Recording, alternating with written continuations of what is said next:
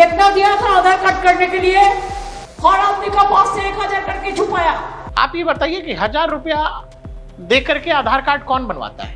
1000 रुपया वही देगा जो घुसपैठिया होगा। हम हारेंगे नहीं, हम रुकेंगे नहीं, हम लड़ाई लड़ेंगे, हम झुकेंगे नहीं, बीजेपी को हम करने नहीं देंगे।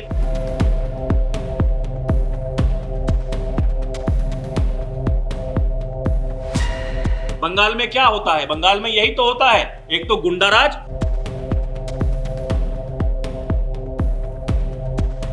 जो 68% तक जनसंख्या बढ़ गई वोटर लिस्ट में, वोटर की वोट देने वाले लोगों की संख्या, और बंगाल की आबादी बढ़ी कुछ और, तो ये एक्स्ट्रा लोग आए कहां से? सरकार का विरोध करते करते आप देश का विरोध करने लगते हैं और ये समस्या है। इस तरह के मुद्दे संवेदनशील मुद्दे होते हैं, ये सब भानुमति का कुनबा एक हो जाता है। विदेशियों को चुनावी प्रक्रिया का हिस्सा बना देने पर आमादा हैं, सिर्फ इसलिए कि आपका वोट बैंक सुनिश्चित होना चाहिए। नमस्कार, मैं हूं प्रकाश ललित और आप देख रहे हैं डीएनपी इंडिया। मेरे साथ है मेरे सहयोगी राहुल चौधरी। दर्शकों, बंगाल पर नजर बनाए रखिएगा, क्योंकि वही खेल फिर से ज्यादा गंदे तरीके से, ज्यादा हिंसक तरीके से, ज्यादा उग्र तरीके से खेलने का प्रयास होगा, जो कुछ बिहार में करने का प्रयास हुआ। लेकिन अब बिहार चुनाव नजदीक हैं, 14 नवंबर को रिजल्ट आ जाएगा, लेकिन बंगाल के चुनाव में अभी 3-4 महीने का वक्त है और बंगाल में वही सब बोला और बताया जा रहा है। और बंगाल का जो इतिहास बताता है और बंगाल का जो स्टाइल ऑफ पॉलिटिक्स है, जो वामपंथियों के जमाने में दिखा, अब ममता बनर्जी के जमाने में दिख रहा है। यानी जो कुछ 90 के दौर में वामपंथियों ने बंगाल को दिखाया, वही सब कुछ ममता बनर्जी और उनकी पॉलिटिकल पार्टी टीएमसी बंगाल को दिखा रही है। यानी वो बंगाल की राजनीति का रक्त चरित्र है। बिना खून खराबे के बंगाल की राजनीति पूरी होती नहीं है, वो चाहे पंचायत चुनाव हो, वो चाहे लोकसभा के चुनाव हो या विधानसभा के चुनाव हो। कॉल दिया जा रहा है, बताया जा रहा है कि हम दिल्ली के सामने लड़ेंगे। बंगाली अस्मिता से कहानी को जोड़ा जा रहा है। वेस्ट बंगाल के तमाम इलाकों में एसआईआर की प्रक्रिया शुरू हो गई है। बीएलओज घर घर जाकर लोगों की जानकारी जुटा रहे हैं, लेकिन राज्य की सरकार यह कह रही है कि बीजेपी और इलेक्शन कमीशन मिलकर यहां लोगों का नाम काटने आ रहे हैं। बीजेपी के नेता दिलीप घोष का दावा है कि वेस्ट बंगाल में 1.5 करोड़ से ज्यादा बांग्लादेशी घुसपैठिए हैं। और जब आप वेस्ट बंगाल का मैप निकाल करके देखेंगे तो मुर्शिदाबाद से लेके मालदा, उत्तरी दिनाजपुर, दक्षिणी दिनाजपुर, ऊपर दार्जिलिंग तक आपको यह दिखाई देगा कि ये वो इलाका है जो सीधे सीधे बांग्लादेश से जुड़ा हुआ है। इन इलाकों में मुस्लिम आबादी 35% से लेकर 60% तक है।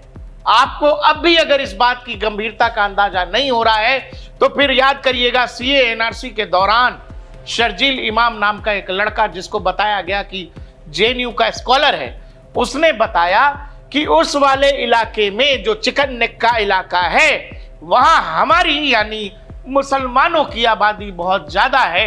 हम अगर चाहेंगे हम उस पूरे हिस्से में इतना मवाद डाल देंगे, इतना कूड़ा फैला देंगे कि भारत के बाकी हिस्सों से नॉर्थ ईस्ट यानी जो 7 सिस्टर्स हैं उनको काटा जा सकता है। आप इस बात की गंभीरता शायद इस बात से समझ रहे होंगे कि कुछ लोग उस पूरी आबादी को, वो जो मुर्शिदाबाद, मालदा, ये जो डेमोग्राफिकल चेंज है, इसको लेकर क्या क्या सपने संजो रहे हैं और क्या क्या सपने देख रहे हैं। वेस्ट बंगाल में डेमोग्राफी चेंज की अगर बात करें तो बांग्लादेश से सटे हुए जो जिले हैं उसमें जबरदस्त हुआ है। और ये वो है कि जहां लोग आते हैं उनको वोटर आईडी, आधार कार्ड, सब कुछ प्रोवाइड करा दिया जाता है। शेल्टर देने का आरोप राज्य की सरकार पर है। और ऐसे में जब चुनाव आयोग शुद्धिकरण वोटर लिस्ट की करना चाह रहा है तो ये करने से रोकने का प्रयास राज्य सरकार के लोग कर रहे हैं। हमारे साथ राहुल जी हैं।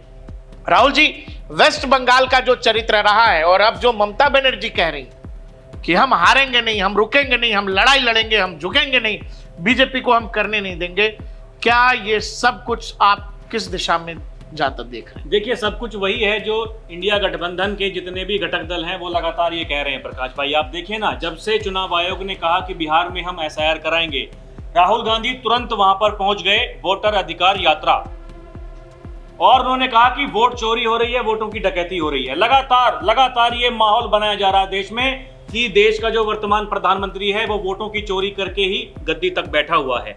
अब कोई पूछे, जहां विपक्ष की सरकार है भाई, जहां ममता बनर्जी की सरकार है बंगाल में, वो क्यों विरोध कर रही है भाई? इसका मतलब क्या हुआ है कि या तो राहुल गांधी झूठ बोल रहे हैं या फिर ममता बनर्जी झूठ बोल रही है।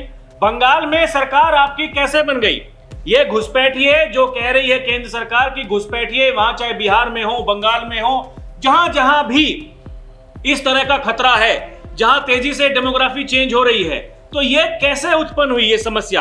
ये समस्या इसलिए उत्पन्न हुई क्योंकि देखिए, इनका एक बड़ा षड्यंत्र है प्रकाश भाई, और ये केवल अपने वोट बैंक को खुश करने के लिए वहां से जितने भी लोग आए उनके सबके वोटर आईडी कार्ड बनवा दिए। देखिए, ये बात बिल्कुल तय है कि जो मुस्लिम समाज के लोग हैं वो बीजेपी को वोट नहीं करते हैं, और जो लोग आ रहे हैं वो किस समाज से आते हैं ये किसी से छुपा हुआ नहीं है। देश के गृह मंत्री अमित शाह से बिहार चुनाव के दौरान जितने भी पत्रकारों ने सवाल पूछा कि आपने किसी भी मुस्लिम को टिकट क्यों नहीं दिया, उन्होंने कहा हमें चुनाव जीतना है इसलिए टिकट नहीं दिया। बीजेपी के प्रवक्ताओं से अगर आप सवाल पूछेंगे कि आपने मुस्लिमों को टिकट क्यों नहीं दिया, वो कहते हैं कि जब मुस्लिम हमें वोट नहीं देते तो फिर हम क्यों दें टिकट। भाई, हम सबका साथ सबका विकास की बात कर रहे हैं, उसके लिए एक अलग पहलू हो सकता है। मतलब अगर कोई अच्छा नेता है और वो बीजेपी में है तो फिर उसको एमएलसी बनाया जा सकता है, उसको मंत्री आप बना सकते हैं, उसके लिए अलग प्रावधान है। बिहार में हो, उत्तर प्रदेश में हो, दोनों सरकारों में हमने देखा है कि मुस्लिम कोटे से मंत्री हैं। लेकिन सवाल यह है कि जब उनको टिकट दिया जाता है, जब चुनाव आता है, तो फिर कितने लोग उनके चेहरे पर वोट करते हैं? कोई नहीं करता। एक दिन 2 दिन पहले एक फरमान जारी होता है, ये कहा जाता है कि आपको एकजुट रहना है। प्रकाश भाई, उत्तर प्रदेश के मुख्यमंत्री योगी आदित्यनाथ ये कहते हैं बटोगे तो कटोगे। ठीक, अब देखिए, उनके इस बयान पर पूरे देश में लोग कहते हैं कि देखिए ये तो ध्रुवीकरण का प्रयास कर रहे हैं। यहाँ कैराना की सांसद हैं इकरा हसन, वो बिहार में पहुंची चुनाव प्रचार करने के लिए। उनका क्या बयान था? उन्होंने यही बयान दिया कि जब मुस्लिम वोट बट जाएगा तो फिर हमारे प्रत्याशी कैसे जीतेंगे, सरकार कैसे बनेगी। यानी आप तो एकजुट होकर के वोट करते रहो। जो हिंदू समाज है, जो दूसरी आस्था को मानते हैं, उनमें आप विभाजनकारी, विखंडनकारी, ये तुष्टीकरण की राजनीति करते हुए उनको छिन्न भिन्न कर दो, जातियों में बांट दो, छिन्न भिन्न कर दो, जाति में बांट दो, आप सरकार में आते रहो। बंगाल में क्या होता है? बंगाल में यही तो होता है, एक तो गुंडाराज और दूसरा ये जितने भी जो उनके वोटर हैं, जो उनके परमानेंट वोटर बन गए हैं, कुछ तो वहीं पर रहने वाले जो पहले से थे, और अब जो घुसपैठ करके वहां पर आए हैं, उन सबके वोट बनवा दिए गए। किस लिए बना दिए गए? ताकि आप सत्ता में बने रहें। और आज जब उस पर प्रहार कर रहा है चुनाव आयोग, या कह लीजिए कि बीजेपी पार्टी कर रही है, कह लीजिए केंद्र सरकार कर रही है, तो फिर दिक्कत किसको हो रही है? दर्शकों, एक खास ध्यान देने वाली बात यह है कि जैसे ये एसआईआर का अनाउंसमेंट हुआ और चुनाव आयोग ने कहा कि हम बिहार के बाद एसआईआर 2.2 शुरू करने जा रहे हैं, देश के बाकी हिस्सों में करेंगे। जो इलाके, जो ये मैप आपको दिख रहे हैं, जो बांग्लादेश से सटे हुए इलाके, वो चाहे मालदा, मुर्शिदाबाद, उत्तरी दिनाजपुर हो, इन इलाकों में जबरदस्त तरीके से वोटर रजिस्ट्रेशन की प्रक्रिया अचानक तेज हो जाती है। 2000 से लेकर 2025 तक अगर एक आंकड़े को अलग अलग रिपोर्ट्स के आधार पर माने तो 13% से लेकर 30% तक जो आंकड़े बता रहे हैं, बंगाल की आबादी बढ़ी है। लेकिन अगर आप ये देखोगे वोटर लिस्ट में वोटर्स की संख्या बढ़ गई है 68% तक। आखिर ये जो 68% तक जनसंख्या बढ़ गई वोटर लिस्ट में, वोटर की, वोट देने वाले लोगों की संख्या, और बंगाल की आबादी बढ़ी कुछ और, तो ये एक्स्ट्रा लोग आए कहां से? आप वो चाहे मुर्शिदाबाद हो, मुर्शिदाबाद जैसे जिले जहां पर डेमोग्राफिकल चेंज 60% तक चला गया, जहां मुस्लिम आबादी 60% तक हो गया है, उन इलाकों, या फिर मालदा जैसे इलाके, इन इलाकों में जबरदस्त घुसपैठ है बांग्लादेश की तरफ से। जैसे एक ट्वीट आप ये अमित मालवीय हैं, इन्होंने ये बताया कि एक शख्स जो बांग्लादेशी था वो बांग्लादेश से बॉर्डर क्रॉस करके आता है, वहां पर एक मुस्लिम महिला से शादी करता है और उसके बाद वहीं रह जाता है। ये एकाध उदाहरण है, ऐसे सैकड़ों हजारों उदाहरण आपको पूरे देश में मिलेंगे। इवन दिल्ली में अगर आप खोजने चले जाएं, ये जितनी हम लोग नोएडा में हैं, नोएडा की सोसाइटीज में जो घरों में काम करने वाली महिलाएं आ रही हैं, आप अगर उनसे ठीक से परिचय कर ले, आपको अंदाजा हो जाएगा कि वो इस देश की हैं कि बाहरी हैं। कुल मिलाकर बात यह है कि ये इस देश के लोकतंत्र की जो लोग लाल किताब दिखा रहे हैं, संविधान संविधान संविधान लोकतंत्र की बात कर रहे हैं, क्या लोकतांत्रिक प्रक्रिया में इस देश के चुनाव आयोग को इस देश का संविधान ही ये अधिकार देता है कि नहीं कि इस देश में चुनाव हमेशा फेयर होने चाहिए, चुनावी प्रक्रिया बिल्कुल साफ सुथरी होनी चाहिए। और लोकतांत्रिक प्रक्रिया में आप जब इस देश से इतर विदेशियों को चुनावी प्रक्रिया का हिस्सा बना देने पर आमादा हैं, सिर्फ इसलिए कि आपका वोट बैंक सुनिश्चित होना चाहिए, सिर्फ इसलिए कि आपने एक बड़ी आबादी का वोटर आईडी कार्ड, आधार कार्ड, राशन कार्ड, बैंक सब कुछ उनको मुहैया करा दिया है। आप यकीन करें, इस तरह के लोगों के पास हमारे आपसे ज्यादा डॉक्यूमेंट्स हैं। वो हर तरह से आपको बता देंगे कि वो यहीं के, और ये सब कुछ पॉलिटिकल पार्टियों के संरक्षण में हो रहा है। चुनाव आयोग अगर एक प्रक्रिया चला रहा है, आपके पास डॉक्यूमेंट्स हैं, आप दे दीजिए, आप वोटर लिस्ट में बने रहेंगे। लेकिन हम वोटर लिस्ट और उस पूरी प्रक्रिया का हिस्सा नहीं होंगे, हम होने नहीं देंगे, राज्य में बवाल हो जाएगा। वेस्ट बंगाल के कई हिस्सों से हिंसक प्रदर्शन की भी खबरें आ रही हैं। कुछ ऐसी भी खबरें आ रही हैं जहां टीएमसी के दफ्तर में बैठकर बीएलओ से काम करवाया जा रहा है। तो इस तरह की खबरें आ रही हैं। चुनाव आयोग एसआईआर की प्रक्रिया कर रहा है राहुल भाई, लेकिन वेस्ट बंगाल की जो राजनीतिक परिस्थिति है, जिस तरह का वहां की राज्य सरकार का रवैया है, ये कितना ठीक ढंग से हो पाएगा, ये सवालों के घेरे में है। क्योंकि डेमोग्राफिकल भाई बांग्लादेश क्यों बना, बांग्लादेश में हिंदू मार क्यों खा रहे हैं? अगर वही सिचुएशन आपको वेस्ट बंगाल में भी लागू करना है, जो कुछ जिलों में हो गया है, तो ये बेहद भयावह स्थिति है राहुल जी। बिल्कुल है कि और क्यों नहीं है। देखिए, इस बाबत ज्यादा लोग नहीं बोलते हैं क्योंकि उन्हें किस लिए बोलना है भाई, उनकी सरकार आराम से है। कैसे भी हो, आप टीएमसी या फिर ममता बनर्जी का आप कितना भी विरोध करते रहें, लेकिन जब इस तरह के मुद्दे आते हैं तो सब एक हो जाते हैं। यही इंडिया गठबंधन को आप देखें ना, 2024 के लोकसभा के चुनाव के बाद में ये कितनी बार एक दूसरे से मिले, लेकिन जब इस तरह के मुद्दे, संवेदनशील मुद्दे होते हैं, ये सब भानुमति का कुनबा एक हो जाता है। इस मुद्दे पर आप देखिए, जितने भी ये इंडी गठबंधन के घटक दल के नेता हैं, इन सब ने एक सुर में कहा वोट चोरी, वोटों की डकैती। सब के सब एक्टिव हो गए।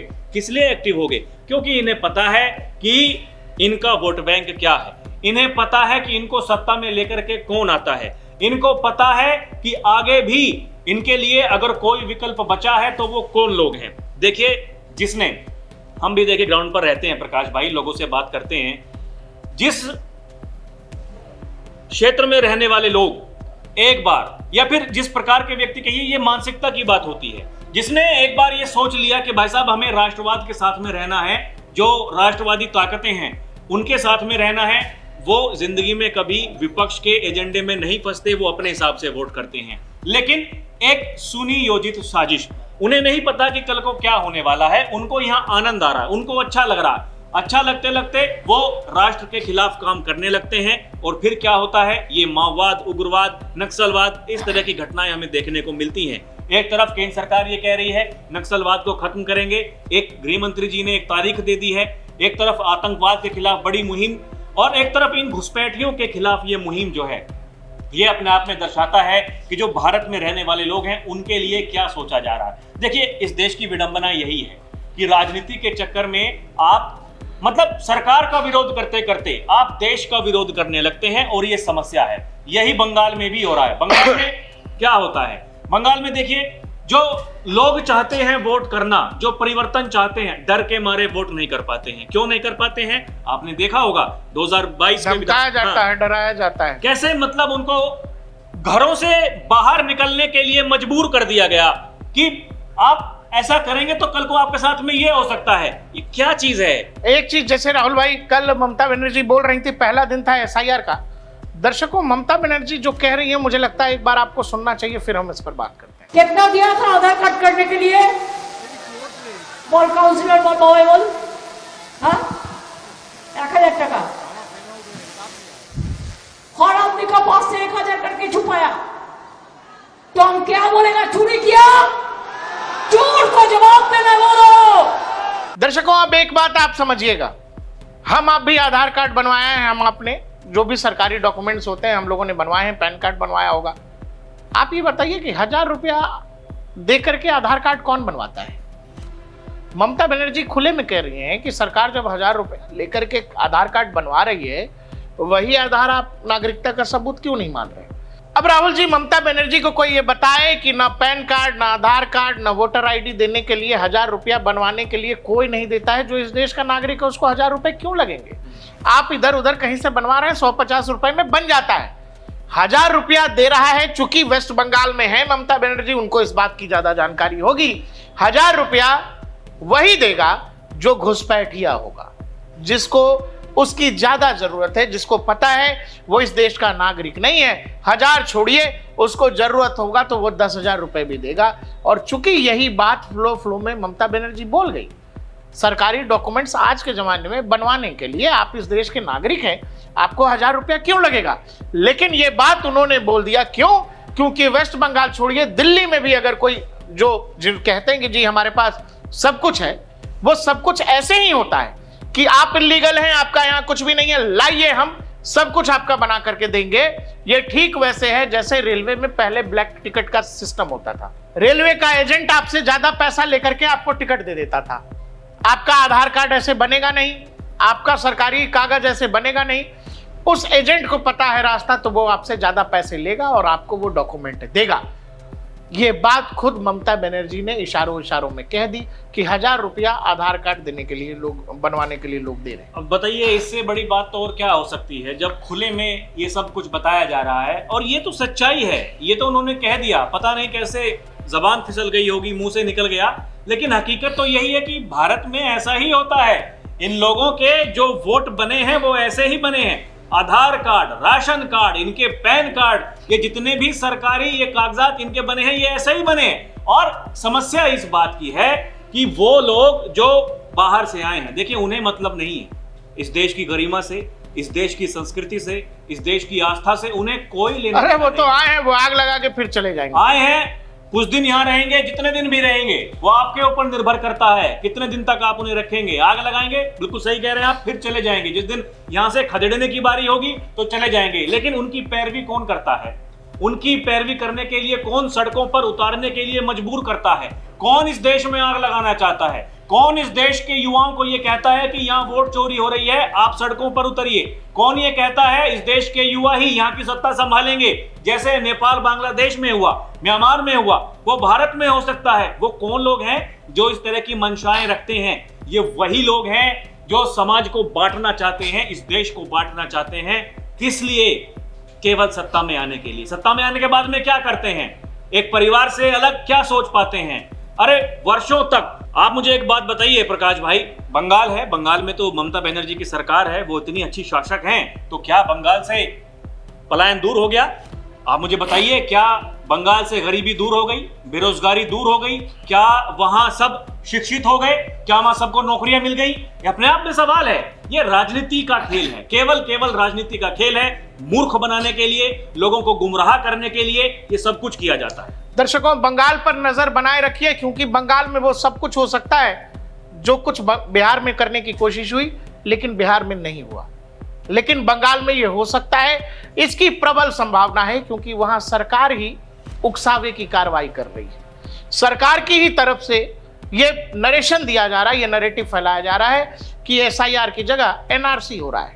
लोग पकड़कर डिटेंशन कैंप में भेजे जाएंगे, लोगों के नाम वोटर लिस्ट से काटे जाएंगे। इस सब तरह की चीजें हो रही हैं। और वो जो इलाके बांग्लादेश के बॉर्डर से जुड़े हुए हैं, यानी मुर्शिदाबाद, मालदा जैसी डिस्ट्रिक्ट्स, इन इलाकों में अब कहीं ना कहीं उग्र प्रदर्शन का दौर भी शुरू हो गया है। कुल मिलाकर वेस्ट बंगाल में आने वाले समय में वो सब कुछ होने वाला है जो इस देश की राजनीति का विद्रूप चेहरा आपको दिखाने जा रहा है। साथ ही जब ऐसा हो तो फिर उन लोगों से थोड़ा सवाल पूछ लीजिएगा जो लोग 24 घंटे लाल किताब साथ में लेकर के घूमते हैं, संविधान लोकतंत्र की कसमें खाते हैं।